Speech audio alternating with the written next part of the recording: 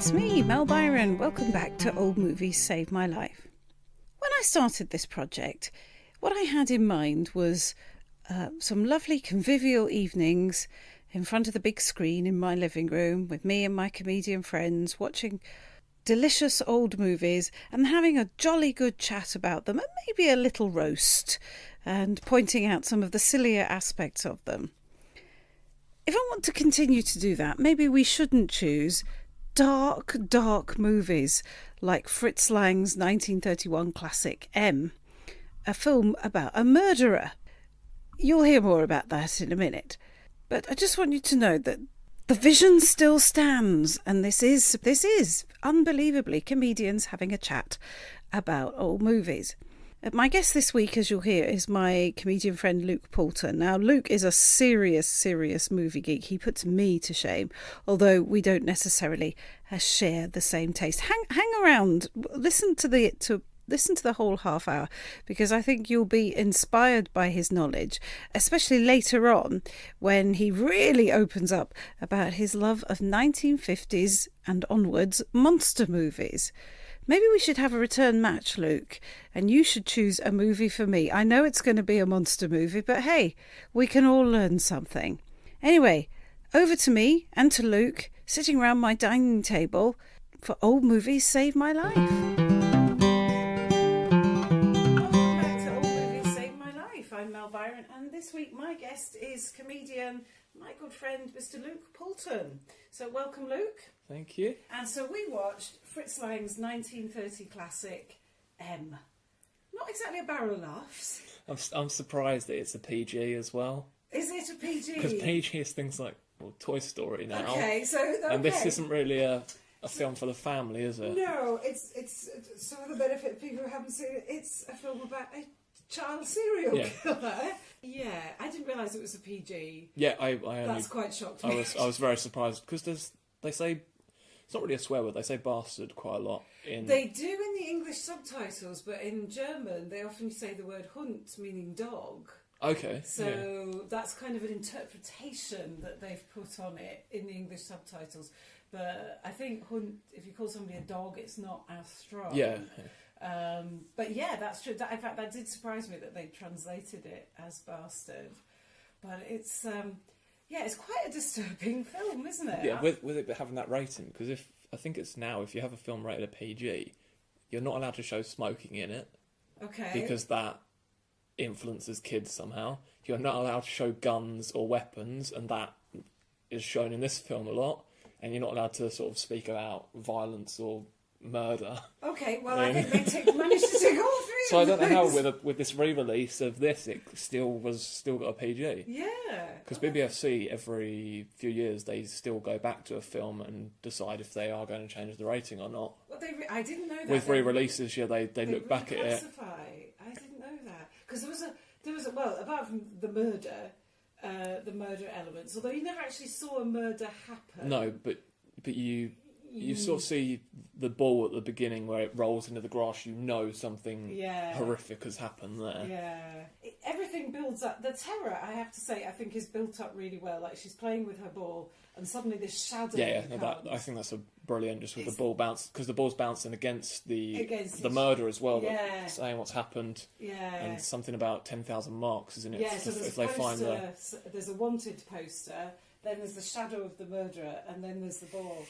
Oh my God. I mean, and that's like in the first 2 minutes. So, you know, the peril has already been set up. So is that the kind of thing, you know, nowadays under the classifications, they say contains mild peril and all of that. Would there be those kind of if it was now, I think they would have probably, I don't know if this would have been I know it was only about 2 years ago they re-released it, and I'm surprised they didn't change the rating, but I think if with guns and stuff it would say contains sort of speaking about violence or something. Okay.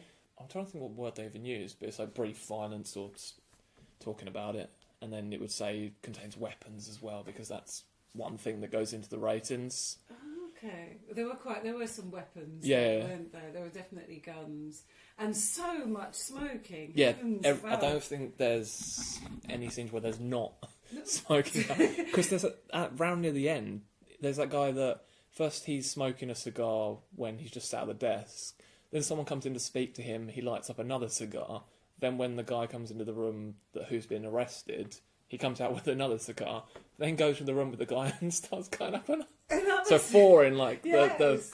in the space of 5 minutes. And sometimes with the cigar holder, I've never seen a cigar holder in my life. No, that's the thing. Because he lights a cigar normally, but then later on he comes out with it in the cigar holder. In the cigar holder, so it's like a cigarette holder but fatter. And then you had the guy that had the cigar in the pipe. That right at the beginning, Yeah, when the guys were discussing. Yes, that just in the end of the pipe. It was like a big curly pipe with his cigar stuck in it. Which I don't know, maybe in Germany in 1930 people did that. It was just the oddest looking thing. But the whole film, I feel quite disturbed even. Even with the sort of ending of it, just leaves it's an ending that's just sort of just so horrific because it's just someone saying, how is this going to bring our kids back? Yeah. So, okay. And you think you're going to see something after that, and then it's just, nope, we're just going to go. You think you're going to actually see the judgment, don't you? Yeah, because they walk in and they say something. Yeah, the judges walk in. So just to recap very briefly the story, it's about a child serial killer in Berlin in 1930. The police cannot, for all they're trying, they can't find him. But it's annoying all the petty criminals because they keep coming to the petty criminals and checking their ID and seeing where were you on the night of. So finally the petty criminals decide that they are going to catch the child murderer to take the heat off themselves. Yeah. And they do, and they even hold a kind of kangaroo court in which he is even giving a defending counsel. Poor guy who gets shouted down. But finally the police catch up with them, and then he is taken, obviously, to a real court. But we never find out what happens to him at the end. Yeah, we assume that he's going to be executed. Or is he, because he's clearly insane, is he going to be sent to they say about asylum? taking him to a doctor, or because he says he doesn't mean to murder. It's just, he feels like someone's following him on the street, but it's just his shadow following him every time. And he hears this thing the voice in his head, and then he can't remember that he's done it until he reads it on the poster. In the morning, So that's quite... It's a very, very creepy film, and I have to say, to watch it on the screen as we did there, just made it even more creepy. It's just with Peter Peter Lorre. Lorre, just his eyes sort of just almost pop out of his head when he's shocked. Aren't they amazing? And the first time when he realises, because the way the criminals find him was with putting the M on his back, someone pretend they've knocked into him. Hence the title of the film. And when he finds the letter M on his back and he looks and he has that shock on his face and his eyes properly. That's quite a famous still film of him looking in the mirror and those eyes and that face. I mean, he was a very strange looking man. Yeah. And so he lent himself to that kind of... And that kind of slightly psychotic character, which he played in other films as well, but I don't think ever as well as he played in M. It's even when he's shown the pictures of the kids and he just keeps sort of looking more and more shocked by putting his hand over his mouth. I think that bit's just brilliant as well. It is, because I think he can't believe that I don't think he remembers He's seen those kids and he's sort of so shocked as to... when he looks at them that he can't remember a thing. I don't think he remembers, that was the little girl such and such. He has no idea. And it's all girls. Yeah, it was all girls. Yeah, and it's actually they say right at the beginning that he's a sexual predator, and then that's never addressed. It's never spoken about. It's just more about the murder. Yeah.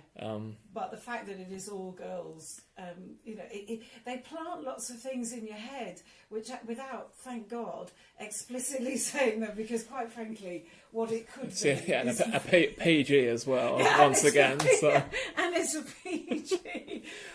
So thank God they don't plant. They don't show so much more explicitly, that it's just left to us to imagine it. Because otherwise, I think it would be actually unbearable to watch. But I think the most unbearable bit for me was the poor mother at the beginning. Oh, just calling out, just thinking that her kids come home every time, but it's just the other kids. And every time she sees the kids, and she keeps asking, "Where's Elsie? Where's Elsie?" And she's shouting down the stairs, "Elsie! Oh my God!" And then she's the one at the end who says, "Well, it's not going to bring the child back." It's just that's horrible. And it's even with the film starting with the kids singing about that's their game. They're skipping and they're singing about the murderer, and they're told to stop singing about it. Yeah, but then the mother says, "Well, at least as long as we can hear them, we know they're all right." And then the irony, of course, is that she is the one that loses. Yeah, and she doesn't appear to have a husband, so it's just her and the little girl. Because the thing is, because she's cooking dinner and waiting for her daughter to come home, and then they just do the shot of just the empty plate at the table, and they see that makes it even sort of more. And then you should have, because of them having no sound at points, you should have the shots of all the building, all the laundry hanging up, and that just sort of makes the atmosphere without the sound even more horrific of what's happened, because you hear her shouting Elsie and then it just ends, and then we just get shots of the building. Yeah, we know that Elsie's not going home.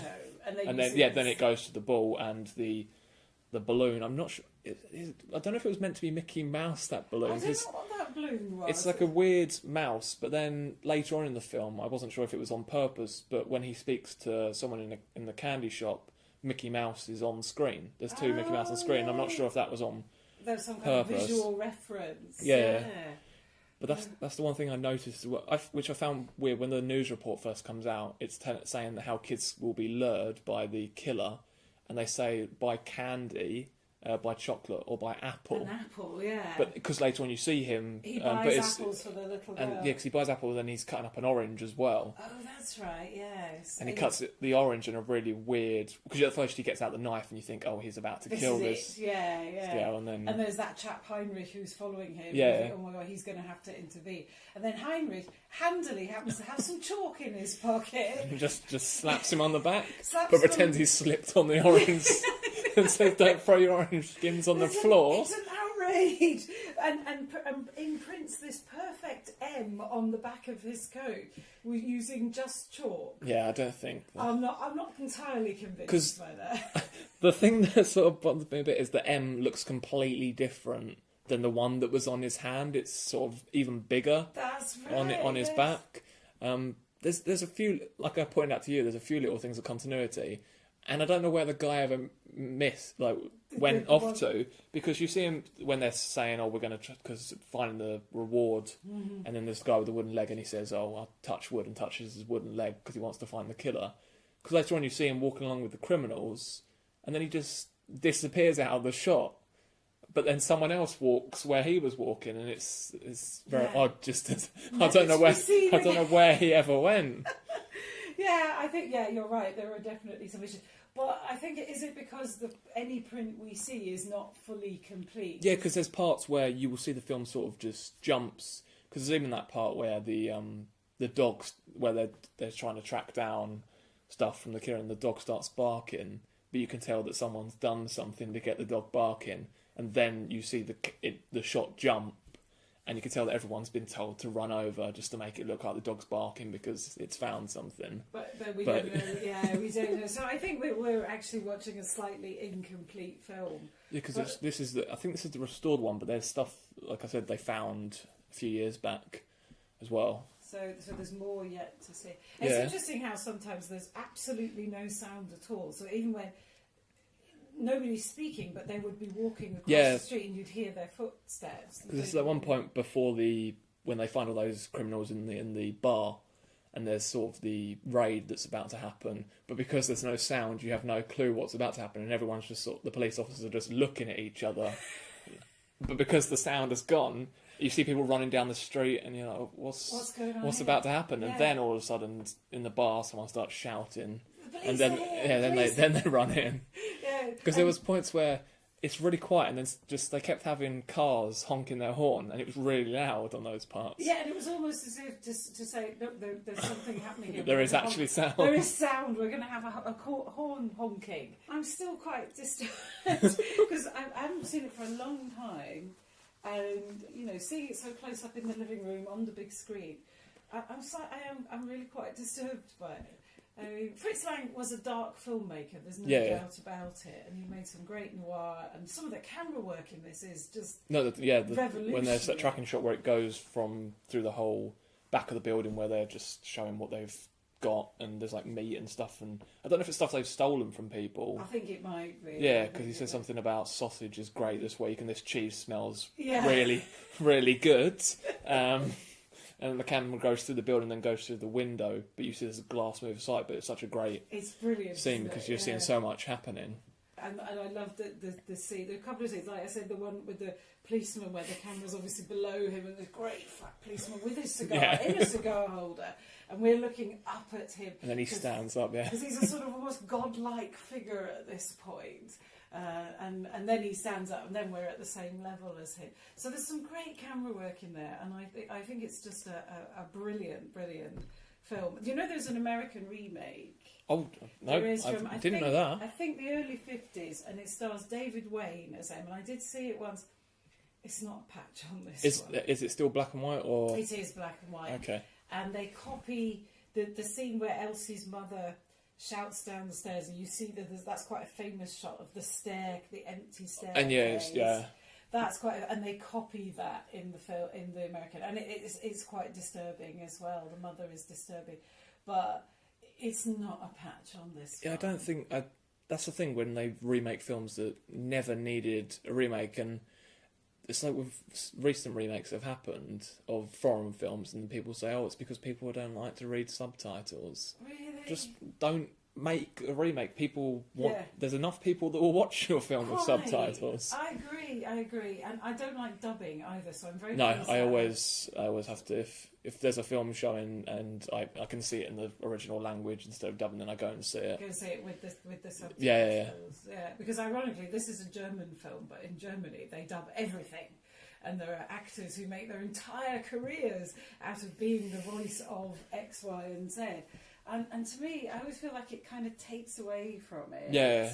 Because, yes, okay, you hear somebody say the words, but you don't get the nuances. And, of course, the mouths don't do what they're supposed to do. So I always find it slightly odd. So the irony is, of course, if we'd been watching an English film in Germany, we'd be watching it dubbed rather than subtitles. So because that's the thing. Because one of my friends, he lives in Germany, and he says there's a cinema near him that every now and again will show the film in its original language. But he said, well, there's films he's gone to see before, and they've been dubbed to German, but the jokes don't, like the jokes or anything, do not work because they were meant to work in their original language. Yeah. So there's that. Yeah. But I think in Amsterdam, one thing that I've realised, they show most of their films in English, just with the subtitles on them. That's right. Yeah. And their television, Dutch television, is in English with subtitles. If they show an American TV series, it has subtitles. Which is, I believe there's a PhD thesis, or maybe not, maybe just an essay, on the correlation between people from a country's ability to speak English and subtitle telly. Yeah. Because in the Netherlands, they have subtitle telly, in all of Scandinavia, in Finland, and they all speak superb English. And I'm sure it's partly because they grow up hearing it.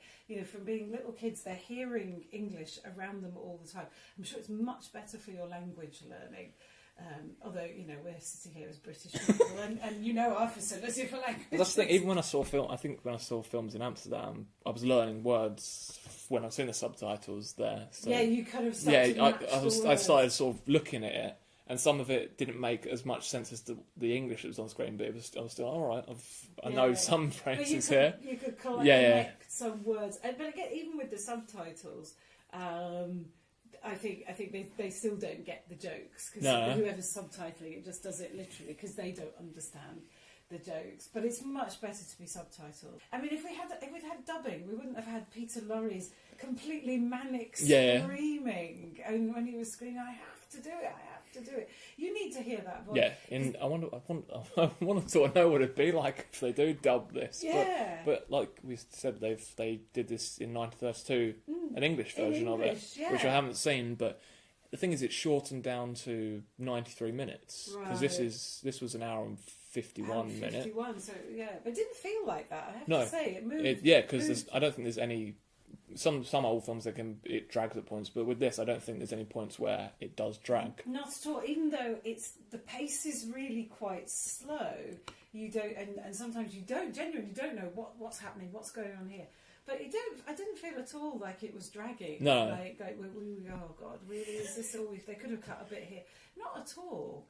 Although clearly the film's been hacked about. Yeah, with restoring it, they've definitely done a lot to it. There's one thing I noticed also, and I know it's probably a weird comparison, but you know when he writes the letter to the saying, "Oh, if you do not release my letter, then I'll do something else."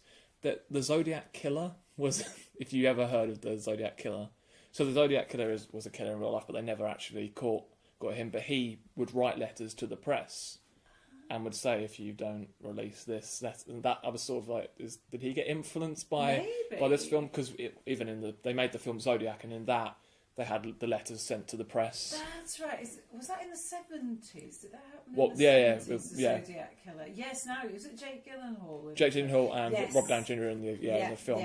That's just, I was watching when I was looking at this, and I was like, okay, with him saying, you didn't release my first letter. So a bit of life. So now there's that. Yeah, but you said that you'd read in the notes that actually this film was based on real. Yeah, incidents. on some real things that had happened. So I'm still disturbed. I'm quite discombobulated by it. Sometimes other films we've had a couple of musicals.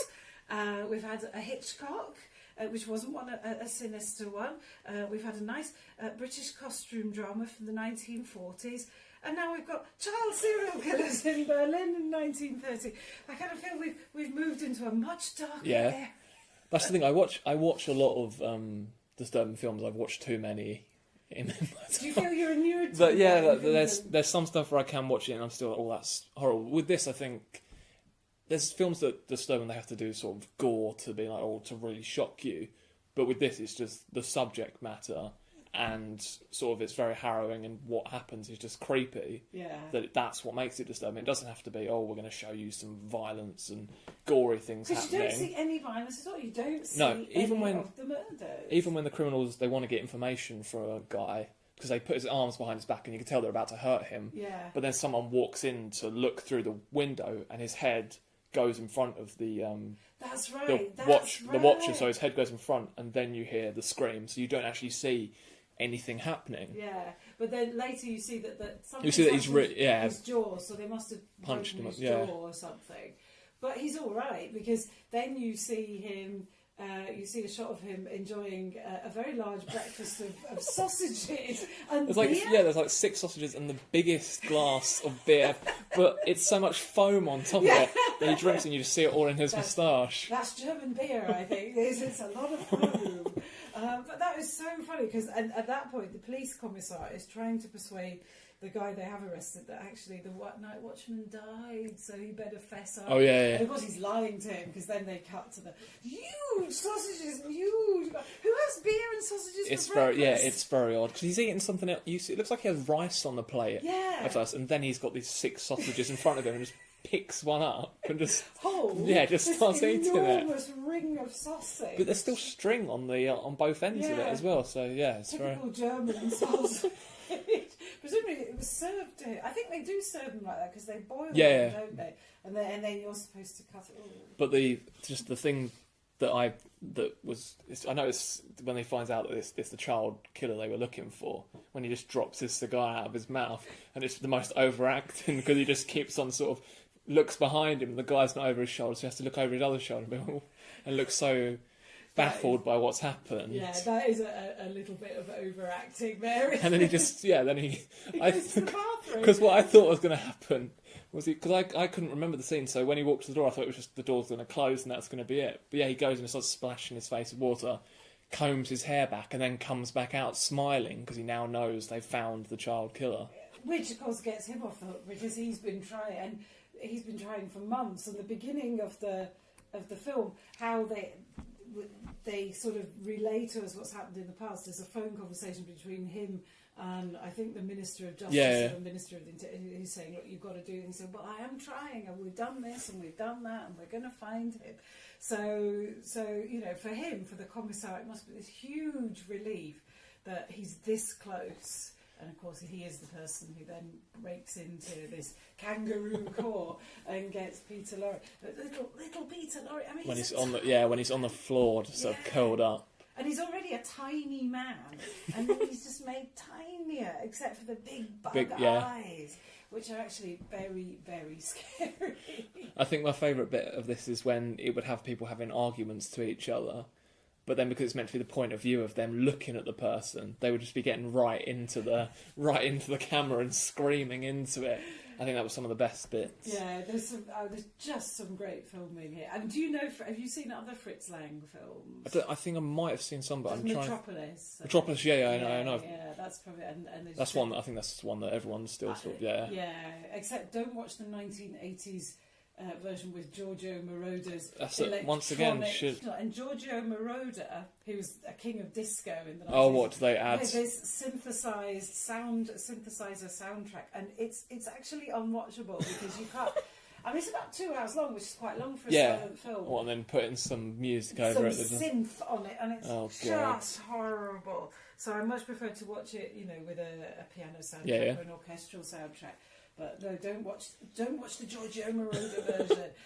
But that's probably Fritz Lang's most enduring film because people remember the picture of the robot when they're walking down the stairs. And but he made some excellent American films because I don't know, he was asked by, and I can never remember, is it Goebbels, who was the Minister for Information and Propaganda, asked him to work for the Nazis, and at that point Fritz Lang thought, ooh, heck. Isn't that why he made some of the stuff? Yeah, he thought, I think I'm going to go now, and he left. Oh yeah, because I think when he made M, that was when he had just left, or he was trying. The Nazis had yet to come to power at this. Yeah, point. and then he made this just before he left. He made this, and then they came to power and said, "Hey, why not come and work for us?" And make some of our film. Yeah, and he was like, I think I better go. And so he went to America and he made some superb films. Fury is one of my favourites, which is also quite dark and similar in this sense.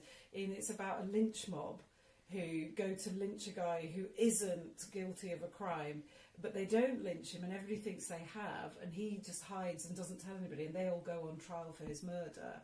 And then you think, what's going to happen? I know that's definitely. I know they've definitely re-released that recently as well.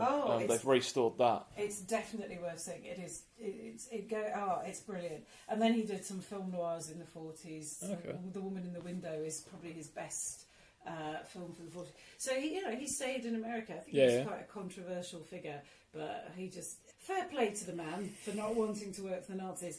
And if what I understand is correct, he just left Germany with nothing. He just left.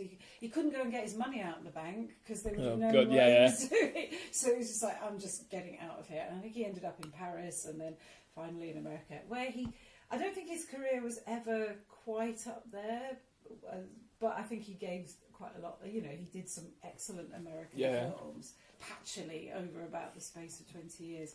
But this, I think. This and Metropolis are probably his great masterpieces, better than what he made in America.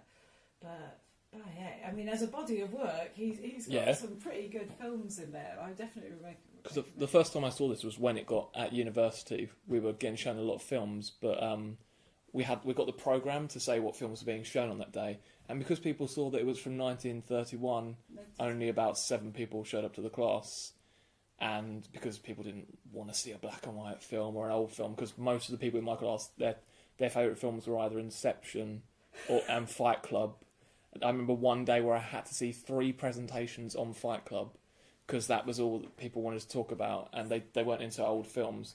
Because it was really weird. We got shown this, but then on other days they decided to show us 300, which if you've ever 300 is a film set in Greece with Spartans, but no Greek people. It's just Scottish, Irish, British, and American people playing the Spartans. Yeah, it's Gerard Butler, isn't it? Yeah, and then we got shown sort of Deer Hunter, and those are the sort of. I mean, that is a classic. Yeah, that's. Yeah. But yeah, I just remember. Oh my god, that is really, really sad. I think I remember reading somewhere about a film professor who wanted to show his class Sunset Boulevard, and they were all horrified and shocked to discover that it was actually in black and white. I don't understand that, because I don't think you would have a lot of the films that we have now if it wasn't for black and white. Because even I'm guessing you've heard of the film Sin City. Yeah. With that's I think that's definitely been influenced by black and white films, but they have like little bits of colour in there. Right. But I don't think you would have something like that if it wasn't for old but film it comes noir. from the film noir tradition, and because it is meant to be this sort of there's detectives put in there, there's criminals, there's all different types of people, but it's definitely meant to be like a throwback to all the old film noir films, but people just don't want to see stuff in. That. And that's what kind of, that's part of what I know my show, Old Movie Saved My Life, is a bit of a joke and it's a bit about me. But also, it is like, come on, guys, everything you think is new. It's all been done before. Don't dismiss it as, I don't like that kind of thing. Yeah. And people do, no, that's not for me. Well, you don't know that, because old movies encompasses all kinds of things. I don't think we would have a lot of the stuff if it wasn't for old. Because even if you look at the sort of the Universal monster stuff, that is all old movies from 1930 onwards. Yeah. So because I was only thinking today, sort of with old movies, and with me, because I like monster movies, but King Kong is from 1933, so that's one of the ones. And then I liked Godzilla as well, and that's the original Japanese. Yeah, that's 1954. Then I love Nosferatu as well. That's the silent one. Yeah, the 1922. Yeah. So. Yeah, then they remade that, didn't they, with Klaus Kinski? Well, yeah, it was Werner Herzog. Yeah, so he remade it, but then they've remade it this year as well. Oh, have they? They're bringing out one this year, and it's... Why? I don't. It's Nosferatu. It's one of my favourite films because it's just a horror that is, and it's one of the best silent films. It is. It's as well because even with it just being silent, it's so creepy from everything that happens in it. Yeah. But yeah, I just realised that a lot of sort of with monster movies and that, because there's Toho, who are the Japanese film company, they made a lot of the old monster movies. So there's Mothra as well, which is from the 60s, and that's all just like a massive moth. But then there's one of the weirdest old films, which I think is from the 50s or 60s, called Man Tango, Attack of the Fungus. Oh, yeah. But these are all old movies, yeah. But I only realised recently that there's a lot of those just old movies that I do really love. Oh my god, but my education is completely incomplete. Yeah, I need to. If you watch some of the old monsters, because King Kong is one of the best old. King Kong is superb, and even though the monster's a bit shonky. Yeah, it's just because it's all the sort of stop motion and that. But it's a great film. The story is great. Yeah, the story is great, and Frankenstein. And The Bride of Frankenstein is genuinely one of the saddest films. I can't watch it. It's so sad. It really makes me want to cry. And they're just brilliant. It's brilliant storytelling. Yeah. And they didn't have all the effects that they had. No, but it was still brilliant. Because I like, I don't know if you like Creature from the Black Lagoon as well. Yeah, that's a great film. I think the 50s. I think 58, I think. Was it the latest nice, one? Yeah, but that's still But now it's sort of been ripped off recently. Oh, right. Because he gets taken to a laboratory for them to do tests on him. They've made The Shape of Water, which is, I don't know if you heard of that. Is that the same kind of? And in that, there's a sort of monster like creature in the background. But he gets taken to a laboratory to have tests on as well. So it's like you're sort of taking ideas from these old films. But have you seen? I was talking to a couple of weeks ago. I did a podcast with Jamie Allerton, who and he's obviously into his horror, and he was talking about The Thing, which is based on The Thing from Another World, which actually I hadn't seen for years, but it was on telly recently, so I've recorded it, and I want to. The weird thing about that is The Thing from Another World is a U, rated a universal for everyone. Was it? But then when it comes to the horror film, the Thing, that's an 18. So how? But I think it's just that they took the ideas from The Thing from Another World. And they just took it to took it to another level. Horrific level. Oh my god. No, I think you and I are on the same page, is that, don't dismiss old movies because they have lots. Yeah, I don't think I would have. Yeah. Because Godzilla is I do like all the new films, but I don't think I would have known about Godzilla if it wasn't for... Because it was a few years back where I went and saw the original in the cinema, and it was so good to see because it's still just black and white film, and it's just a man in a costume, but it's just still so much fun to watch. And then I think it was in 1956 or 54 they did Godzilla vs King Kong. That's right. Yeah.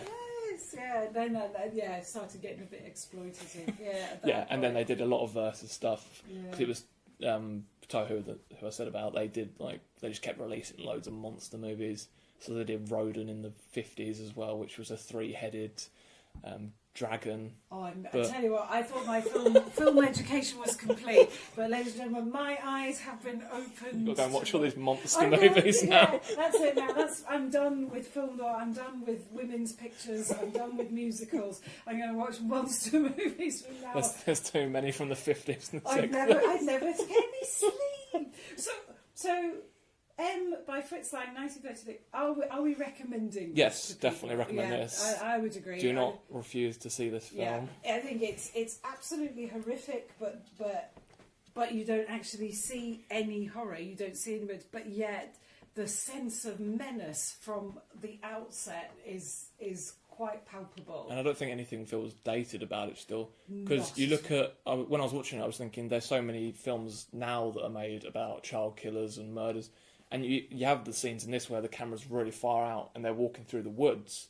And you have so many films that do that exact same shot where people are going through the woods with their torches. So it's obvious that this was ahead of what's happening now with film. Ahead of its time, I think. So, well, I want to say I enjoyed watching it, and I did. It is a very depressing film, yes. It's not the same as when we watched 42nd Street. But I did. There's no singing in this. There's no singing, very few laughs, although there was some black humour in there. I think we both laughed when, I'm just remembering it now, where they're speaking in, telling not to phone the police, and all of a sudden the guy just goes, the police, eh? Yeah.